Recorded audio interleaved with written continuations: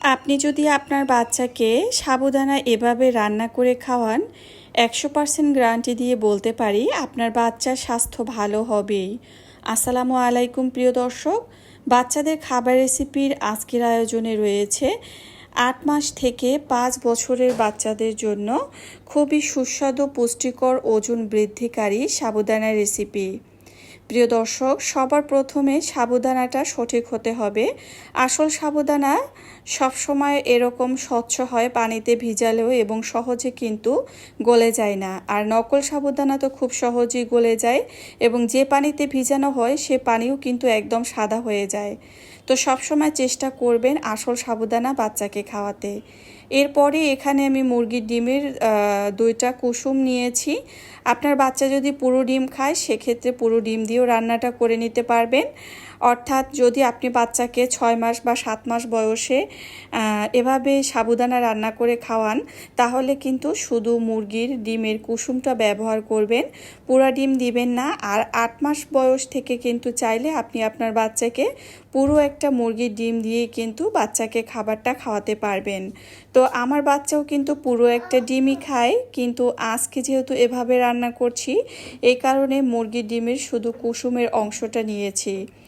প্রিয় দর্শক, আসল সাবুদানা রান্না করতে বেশ সময় লাগে, এর কারণে কিন্তু আপনাকে রান্নার আগে কম হলেও আধা ঘন্টা সময় নিয়ে ভিজিয়ে রাখতে হবে, তাহলেই কিন্তু রান্নাটা সঠিকভাবে হবে।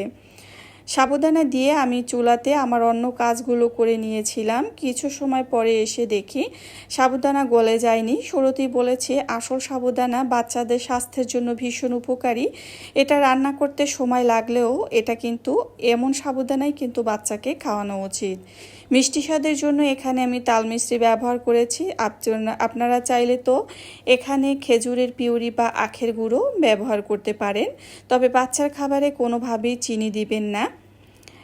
আর এই খাবারটাতে আমি এই পর্যায়ে এসে এখানে গরুর দুধ দিয়ে দিয়েছি, জাল করে রাখা।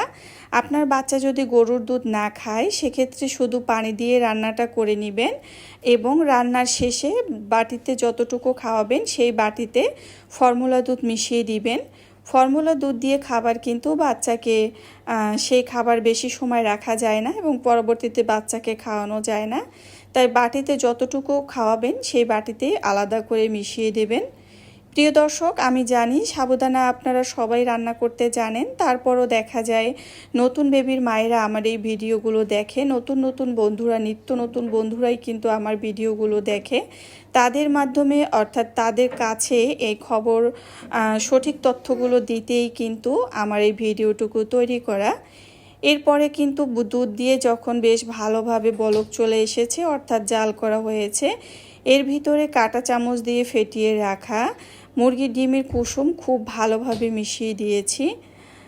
আর দেখতেই পাচ্ছেন কালারটা কিন্তু অনেক সুন্দর হয়েছে। এটা দেখতে যেমন লবণীয়, আলহামদুলিল্লাহ যে কোনো বয়সের বাচ্চারাই মজা করে খাবে, তবে সেটা 8 মাসের পর থেকে।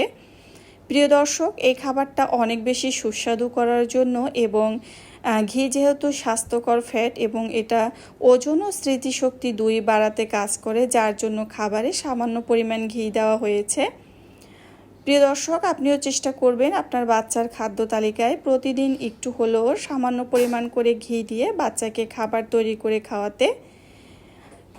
আর আপনি যদি এভাবে আপনার বাচ্চাকে সাবুদানা রান্না করে খাওয়ান সেক্ষেত্রে আপনার বাচ্চার ওজন বাড়বে, তার পাশাপাশি অনেক পুষ্টি গুণাগুণ পেয়ে যাবে।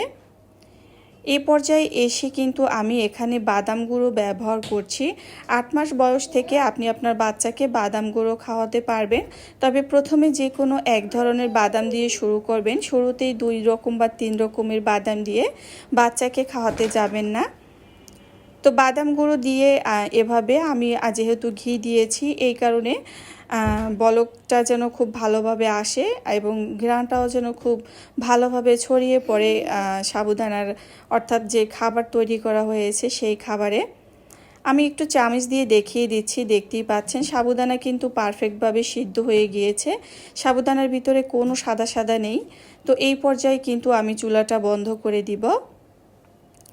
প্রিয় দর্শক, অবশ্যই চেষ্টা করবেন বাচ্চাকে আসল সাবুদানা খাওয়াতে। আর সাবুদানা যদি আপনি বাচ্চাকে খাওয়ান সেক্ষেত্রে সপ্তাহে 2 দিন বা 3 দিন দিতে পারেন, এর বেশি না দেওয়াই ভালো। দেখতে পাচ্ছেন রান্নার ফাইনাল লুক কতটা লোভনীয় এবং আকর্ষণীয় লাগছে। আলহামদুলিল্লাহ, আমার বেবি তো মজা করে খেয়েছে। আর এভাবে রান্না করে কিন্তু আপনি 8 মাস বয়স থেকে 5 বছর বাচ্চাদের জন্য চোখ বন্ধ করে দিতে পারবেন। প্রিয় দর্শক, এত সুন্দর লোভনীয় সাবুদানা রেসিপি আপনি আপনার বাচ্চাকে তৈরি করে খাওয়ালে ইনশাআল্লাহ ভীষণ মজা করে খেয়ে নিবে। এতক্ষণ সাথে থাকার জন্য অসংখ্য ধন্যবাদ। আল্লাহ হাফেজ।